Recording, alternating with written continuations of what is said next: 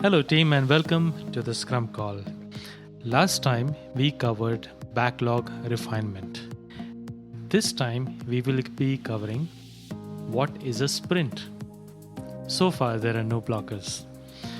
Alright, so moving on and getting right into the subject matter of today. What is a sprint? First and foremost, let's understand what is the word, the meaning of the word sprint. If you are into sports, then I'm sure you already know what a sprint is. But those of you who, like me, are not into sports, well, sprint is nothing but a quick run across a certain, 2 points. So you run as quickly as possible from point A to point B. That is nothing but a sprint, right? Now, how is sprint even relevant to Agile? Well, going by the definition I just told, it's basically moving from one point to the other. What are you achieving from moving from one point to the other?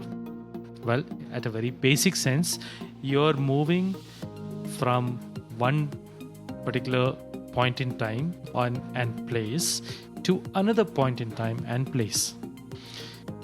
What are you trying to do during that time frame from an Agile standpoint? From an Agile standpoint, we are trying to achieve certain things that we have agreed to and committed towards achieving as part of the sprint goal during our sprint planning meetings.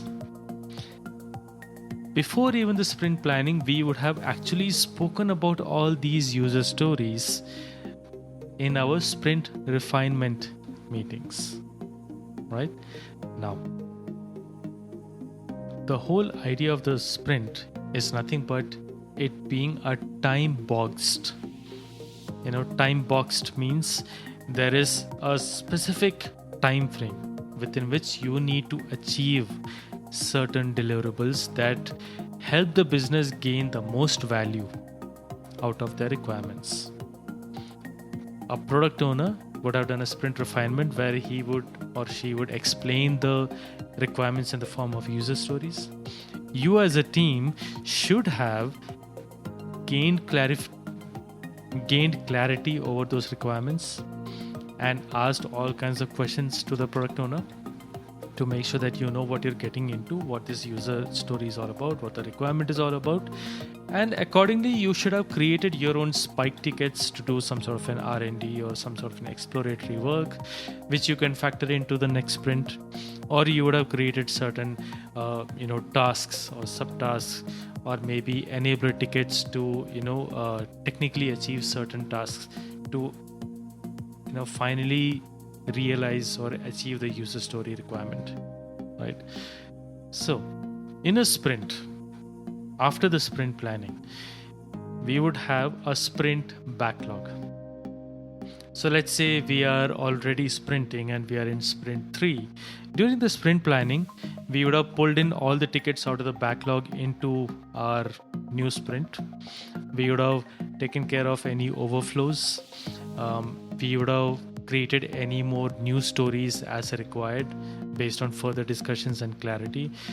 We would have repointed maybe some stories if needed.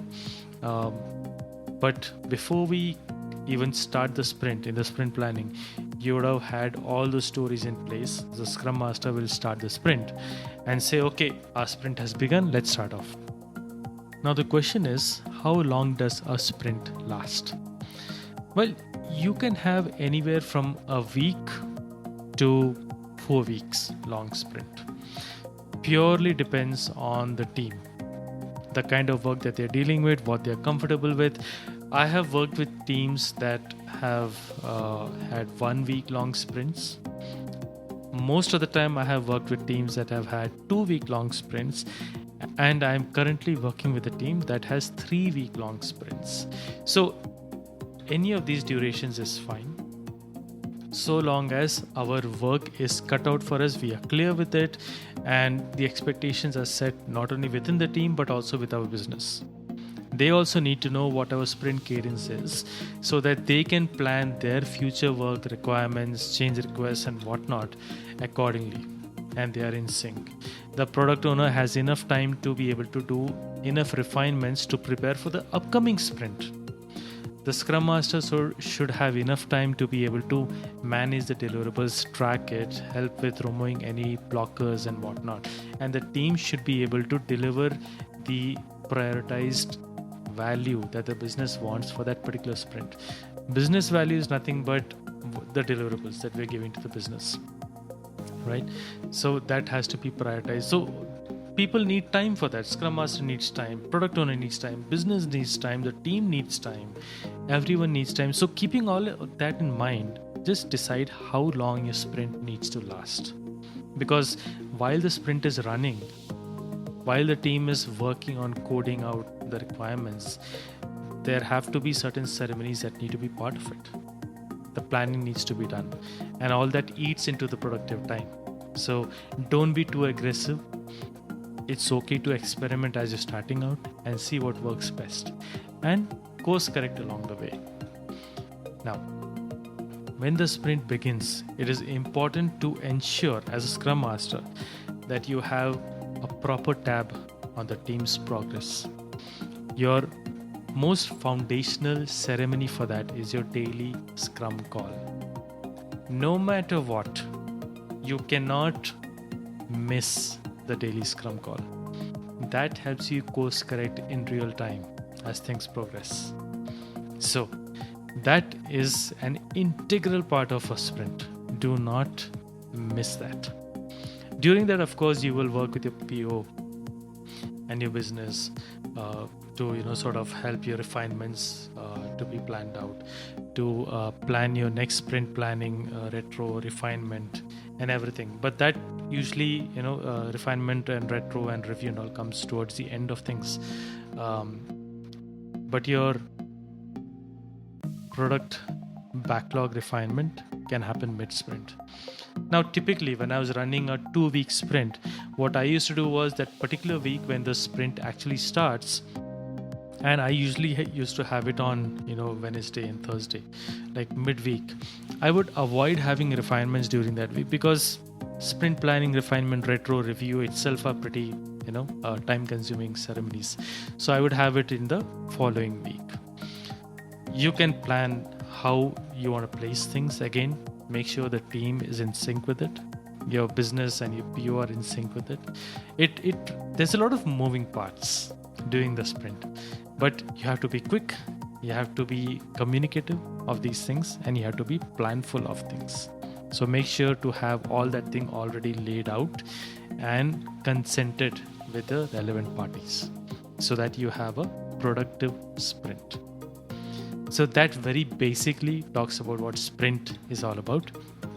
I hope that made sense. I wanted this to be pretty quick because there is not much to mull over this. It's pretty straightforward, but also the most crucial, right? And as you practice, you will realize just how many things you need to take care of. It's literally like flying a plane with a bunch of dials in front of you showing all kinds of information, and you need to take quick decisions as a Scrum Master. So with that, folks, we come to an end of what a sprint's all about. I hope this gave you some clarity. The show notes has the email, the links for you to reach out to me. Let me know if there's any topic you want me to cover in further detail. I would love to help you with that. If there is any feedback where you feel I can actually improve, I would love to hear from you. So with that, I look forward to interacting with you. This is Shishir signing off.